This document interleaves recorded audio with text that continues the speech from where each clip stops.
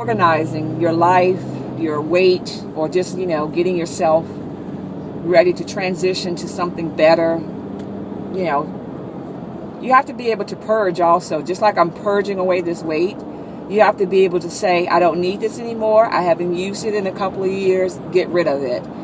And I'll tell you what we do in my house. Now, you can easily take it to a Goodwill. The Lord loves a cheerful giver. My pastor says that all the time. And I have done that. But what I started to do in the last couple of years is, believe it or not, we have a flea market. And we've cleaned the garage out, done a clean out. And I remember once in our neighborhood, we had like this big, what do you call it? Like a garage sale. And we've done a garage sale with neighbors. And we have a little flea market in our area. And I actually rent a table for a day. You can rent a table by the day. I think it was $25 to rent a table. You can rent it for the weekend for $35, but we go to church on Sunday, so I knew I wasn't going to be there, that Sunday. So I rented it for $35. And what I should have done was going in with somebody, split that amount, and if they wanted to go Sunday, they could have had Sunday also. And it would have been cheaper for both of us. But anyway, we more than made our money back. What I do is, all this stuff that I'm not using, especially with the girls, their clothes, they grow so fast. And because I have big kids, they grow. My child is rarely in the same size shoe year to year. Now, my oldest daughter has sort of plateaued. She's been in the same size shoe for a few years now. But the younger one, I'm buying shoes for her all the time because she grows. She's a big girl. She's in a size 2.5 now. I'm buying 3s. The likelihood of her being in a 3 next school term is slim to none. So things like her church shoes, some of her tennis shoes, because I'll buy 2 and 3 pair, well, maybe 2 pair that she switches off from in her school shoes. They're not even really getting worn out. So when I'm telling you that we're selling them, what I do is I gather up everything, and that's with us cleaning out the closet. That's what I have done, basically. Everything that they have outgrown, have not worn. Their church dresses are like new, some of them, I take them to the flea market and I sell myself. Thus, we usually do 2 big sales. We did one right before school. And honestly, guys, there are people who it's a learning experience, and it teaches my children that everybody doesn't live like you. People are buying this stuff. And then I even had some vendors, because I was selling my stuff so cheap, they would buy it from me and take it across to their table and sell it for more. I don't feel like haggling. I don't feel like taking home merchandise. My point is, I'm trying to purge it. I'm trying to get rid of it. I'm actually think I'm helping people, because I see people coming there and buying their children's school clothes for, from my daughters, almost like a thrift type situation. And to me, that is giving. I'm making something on it, and a person is getting something for very less than what you would pay for it in the store. But anyway, with that said, I sell it for all their clothes $1 a piece. I sold their church dresses for $5 a piece, and all their shoes for $2 a piece, except flip-flops. Flip-flops I was giving away, I think, like 50 cents, maybe a quarter. And guys, we made a nice little piece of change. I'm trying to remember, how much did we do? Last time we did a flea market, we made probably $400. Yeah. And then that was enough to get them started with their school clothes for the next year. So I'm always trying to teach them a way to survive in this world. This is America. Make a profit. My daughter has been selling water ice since she was 10 or 11. And she has her little money and buys the things she wants to buy and saving for college. She's going to go to school. And I think you should teach your kids young on how to make a buck. Like, really? And then I do believe in education. Don't get me wrong. They will be going to college. I hope they have a professional job. But all I know is the people in my circle, educated. But the ones who are, from a standpoint, are balling, are entrepreneurs. You can't make no money working for somebody. I haven't seen it. And then when you say to yourself, even if you do, if you do decide to go the corporate route, I've seen too many people out of jobs, college educated people, not making any money. And you've got to have, I'm going to use this word, you got to have a hustle. Always have you a hustle. Do your corporate America, I get it. But you make sure you have something on the side for you to be able to depend on, a little extra, a little cushion. I remember being in college, friends of mine who could braid hair, do hair, especially with this whole natural quick. Now, I did a big chop years and years and years ago, but I go to the Dominicans and let them straighten it out. But sisters on YouTube who know how to do this natural hair and make it work and make it cute and keep it soft, moisturized, that's an art. Make your little change off that if you're going to college, braiding hair, doing hair, cutting hair, brothers, or sisters. So my husband and I are just from that. We both went to school. I get the corporate route. My husband has an excellent corporate job, but trust and believe, we got something on the side where he's doing just as well with our side little hustle, as they say. We on a party bus. So, and I say that all not to be braggadocious. I say that all to let you know to always have a hustle. Always. I cannot emphasize that enough. Always have a hustle. If you're selling clothes that you find, I know a lot of people basically dumpster dive. In our neighborhood, people are getting rid of furniture that is brand spanking new in comparison to what a mirror across the street that my neighbor is getting rid of. And I see the guys coming in the truck to pick it up. And then they take it right to the same mart I'm getting ready to go to and sell there for $25. Another man's trash is another man's treasure. So, yeah, I sure do.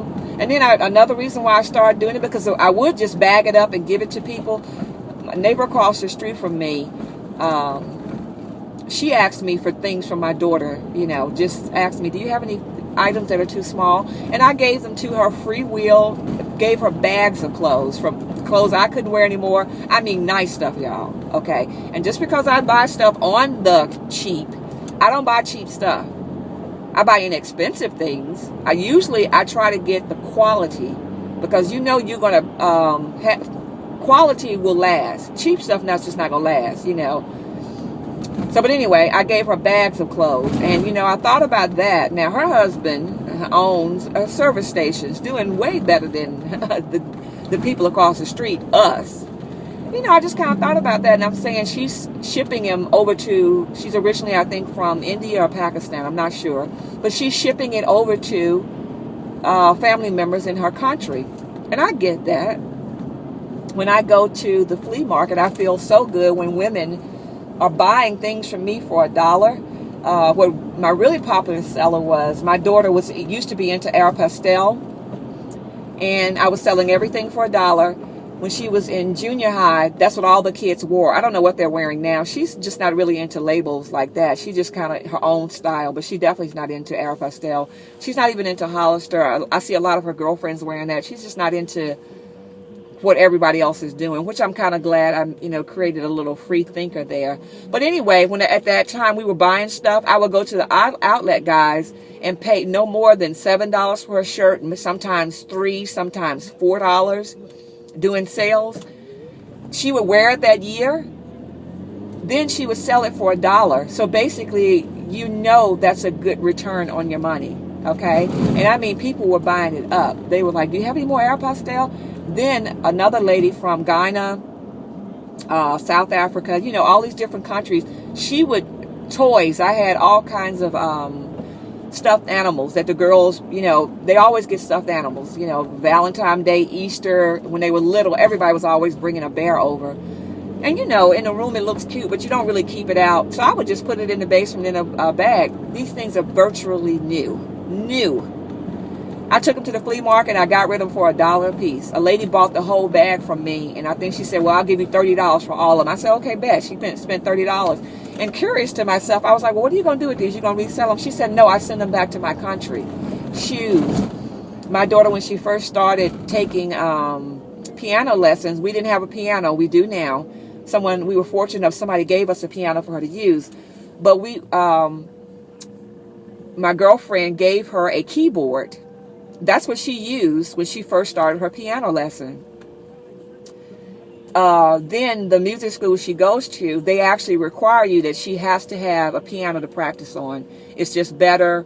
She actually gets certified in her piano courses. She actually goes for certification shortly, I think sometime in March. But anyway, we took that to the flea market and sold it for $25, even though it was a gift to my daughter. And the story behind it was, I thought it was just some young guy just, buying it from us. It was a $200 keyboard, whatever. And he said, no, I'm opening a church and we need music. And I thought to myself, wow, that to me is a blessing. Like, that was a blessing to him to get something that, that normally would have been $300, $200 or $100. He got it for $25, and he's using that in his church. I just thought that was such a sweet message. So, and you're probably saying, well, if you really feel good about it, why don't you give it away? Well, that's true. I guess that could be a way of doing it. But I talked to a guy who is an exec at Goodwill. Goodwill is a not-for-profit organization, but it's still a business. And trust and believe, y'all, when he told me they were making $100,000 in a month, I had to ask him twice when I heard it. It's one particular store, big Goodwill place. And Goodwill's thing, now sometimes they do sales where they have dresses $2, or even all the thrift stores. I live near 2 thrift stores. I don't thrift as often. I used to thrift a lot with my first daughter. And then because these retailers aren't making money, they're giving away new clothes. Places like Children's Place, you get a coupon. You're only spending $2 for stuff. So, they made somebody stop. Oh, it must have been an accident.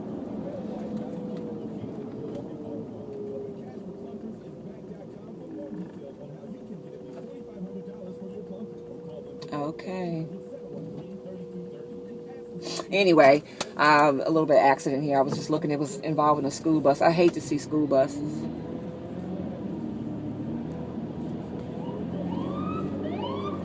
Hope nobody's hurt.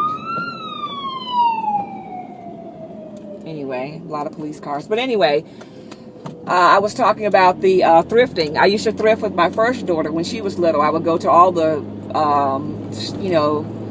pushy side of town and get her little outfits. And I've had a lot of cute outfits I would get for $0.25, 50 cents. So ain't no shame in my game. But I don't thrift anymore. I don't thrift as often. If I need something, sometimes I'll go in there. But I don't thrift. You can find some nice things in the thrift store, but I haven't thrifted since my oldest daughter. And I'm not, I was saying that because sometimes in the thrift stores, $7, but I'm out there selling my stuff for $1 a piece. So, hey, and when I found out that the Goodwill places make that kind of money, child, please. I went, whatever. I know it's not for profit, but it's still a business. Executives still get paid. And I just thought to myself, I even thought about opening a thrift store one time, but so anyway, it's always a way to make $1. It's always a way to make ends meet. And I just, I've thought of business ideas. I love throwing parties, but, always have something in your back pocket, hip pocket. And thank God I have a husband that thinks on that same line. He came to the table working. My husband has had a tow truck business. He works on cars on the side, but he does the executive thing. And people wouldn't even know it. Like, okay, you got to have a little hustle. Even now, he's got a little hustle. So, yeah. But my car diaries are really nice. I'm probably going to edit this. I hope they're good enough. I hope somebody finds interest in what I'm talking about. I hope it makes you think about something a little bit different,